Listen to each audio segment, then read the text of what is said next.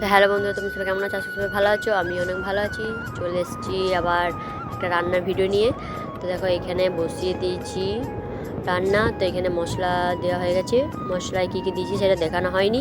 তো এখানে আমি রান্না করছি ছাল, এখানে আছে আলু কফি, আর এখানে আছে ক্যাপসিকাম। তো ক্যাপসিকামটা দেওয়া হয়ে গেছে। এবার দেবো ফুলকপি আলু। তো এগুলো দিয়ে এবার একটু কষে নেবো।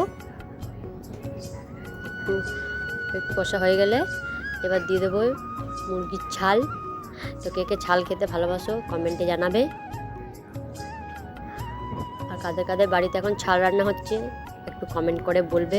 এখানে আমার হয়ে গেছে। তো আমি একটু তুলে নিয়েছিলাম কষানোর পর। তো দেখি খেয়ে কেমন লাগে।